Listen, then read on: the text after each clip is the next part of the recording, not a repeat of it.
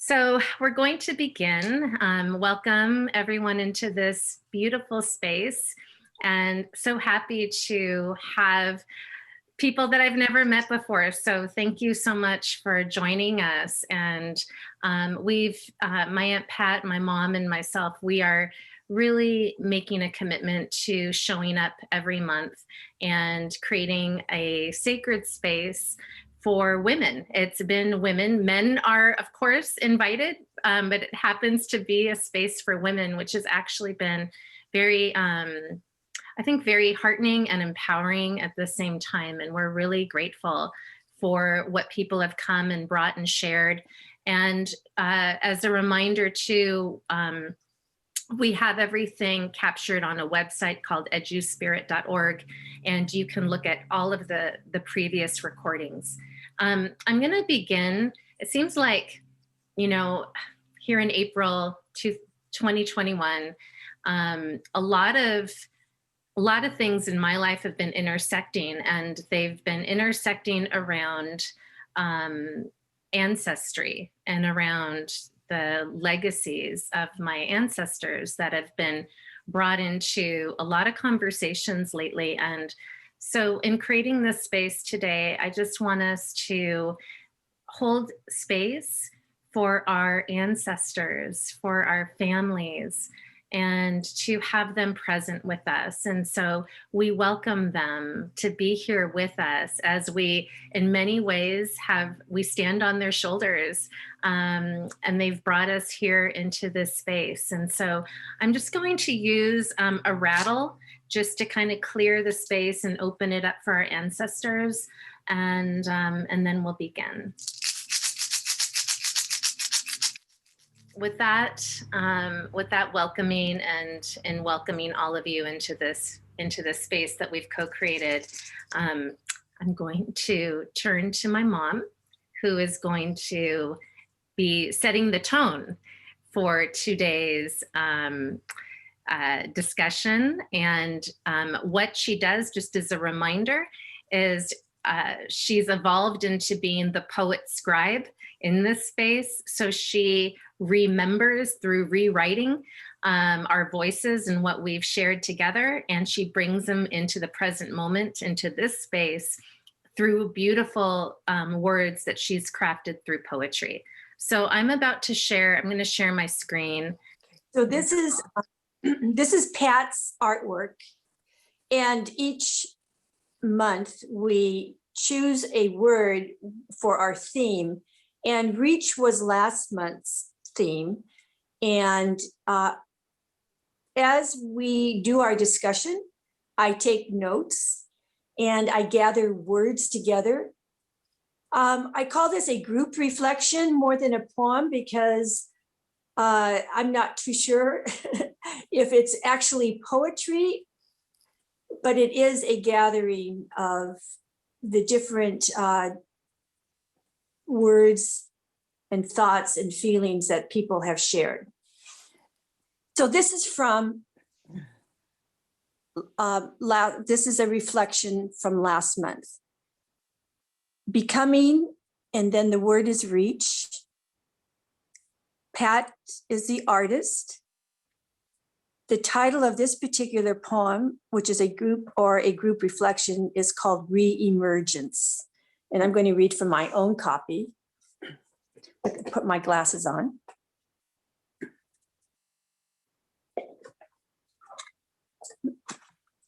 As we climb up the ladder to re-emergence, how are we reconstructing our lives?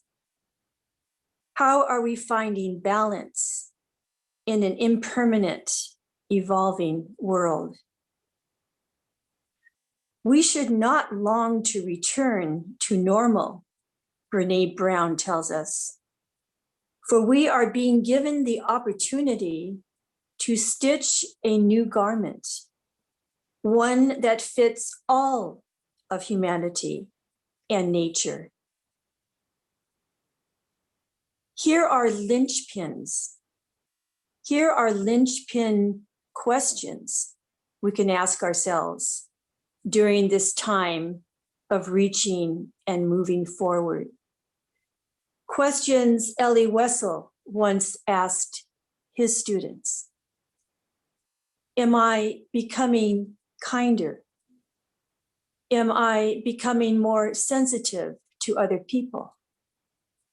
Am I becoming more compassionate? Am I becoming more responsible? Linchpin, core, essential, key, anchor, pillar, heart, crux, root, foundation, bedrock, mainspring, nitty-gritty. Let kindness, sensitivity, compassion, and responsibility become our linchpins. May our words spoken and written, may our deep listening to others strengthen, balance, and give hope to this rebirthing, this emerging opportunity. So again, thank you to the group that participated in last month's discussion, because you will recognize many of your words in this particular reflection. And I don't remember who it was that used the word linchpin, but that's become my new dynamic word for myself, because now I'm always asking myself, okay, what's my linchpin? What foundation am I going to move forward with? What's the core? What's my anchor? And so I think that word is such an important word. Anyway, so thank you very much, everyone. Okay, we can continue. Okay, shall I start with, okay, this is all coming together so beautifully. Did you say today was Earth Day? I'm embarrassed to say I don't. The 22nd. Oh, the 22nd, okay, good. Anyway, so this is something about remembering something about the earth here. The story is called The Birds Who Flew Beyond Time. And it is told by Anne Baring, who's a Jungian but who is also a very talented artist and talented in the area of music as well. And she found this poem by Farid Ud Din Attar. Excuse me, Farid, for how I pronounce that. And he was a 12th century Sufi mystic who wrote a poem called The Conference of the Birds, and she rewrote it as a children's story. So I'm going to tell it to you from Anne Baring's way of telling it. And I hope I do it some kind of justice. It's fairly long, so I'm going to condense it a little bit. So it begins with one day the earth, feeling very sad, has sent a message to all the birds of the world to please come and gather. She says, I need your help. Please come so that I can speak to you. So the birds came from all over, the north, the south, the east, and west, and they flew secretly at night when only children and night creatures would hear the whisper of their wings. And as they flew, they wondered, what does the earth want? What does the earth need? Why does she want to speak to us? And when they had arrived at the place where they were going to speak with the earth, they settled in. There were hundreds of thousands of them, birds of all kinds, the hummingbird, the wren, the parrot, the Arctic tern came, the condor, the falcon, the eagle, all sorts of birds, even the tiny little ones like hummingbirds, and the ones that everybody has seen, like the wren, and magical birds like the paradise kingfisher, and also the songbirds like the nightingale. So there were hundreds of thousands of these birds that came and to listen to what the earth was asking.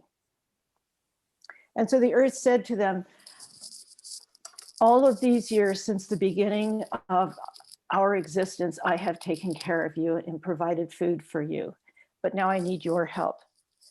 My seas and rivers are filled with poisonous waters. My forests are dying, or they're being cut down so I can't breathe properly. The clouds that are fed with moisture from the forests no longer can produce the rain that helps them to grow. My sky is torn, and the sun's burning eyes injure me. My sea creatures are hunted and killed. My animals are cruelly treated or destroyed, and poisons are buried deep in my body. This makes me feel ill. If I am ill, I can't grow food for you. And all of life that I love in the world will wither and die. So it was a very sad story that the earth was telling. And then she also talks about how people are using from her body things to make weapons and hurt each other. People who want to claim areas of land and call it their own and then fight others to hang on to that. And they are taught to fear each other and to hate each other. So it's a desperate cry to the birds to help. And they're wondering, well, what can we do? We're just birds. We fly around, we're up. She says, you can see it all from where you are. You see above everything. You know what I'm talking about. So I need you to do something for me.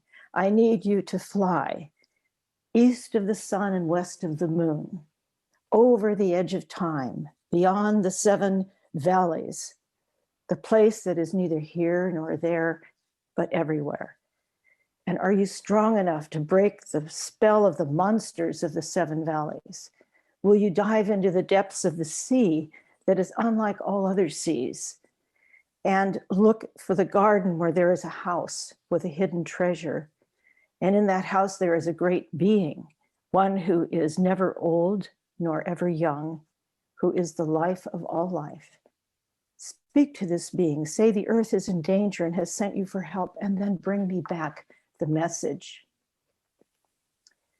Well, the birds all looked at each other and said, well, can we do this? This sounds really hard. And what if we don't make it? And what if we don't have the strength for it? And then we'd have to leave our homes. And some of the birds thought, well, I'm just a little bird. I don't think I can do that. And then the big, strong birds thought, well, I kind of like the life I have. I'm not sure I want to do this. And then the hoopoe bird arrived and flew into the center of the group and said, I am the messenger of the world of the invisible. And I know the way, and I will lead you to the house of treasure. I have seen this being whom I serve, and I have flown the lonely and dangerous way through the 7 valleys. So I can show you the way, but you will have to have courage. You'll have to have the courage of an eagle, the night vision of an owl, the wisdom of a raven, and the gentleness of a dove. So she says, long, long, long ago, in the very first days of the world, the great being, who is the life of all life, dropped a golden feather on the earth. This delicate feather, delicate as a spider's web, silken as a butterfly's wing, radiant as a star, that feather is carried within the heart of every bird. And that feather links all life together. It links you to the great being. So unfortunately, what happened is that some of the birds began to imagine that their feather was better than someone else's feather. And they began to develop stories around that. And they began to quarrel with each other as to whose feather or idea of a feather was best. And they forgot about the feather inside their hearts, and they began to fight with each other. And so the hoopoe bird says, we need to make this journey. We need to bring a message back. We need to remind everybody about the feather in their heart.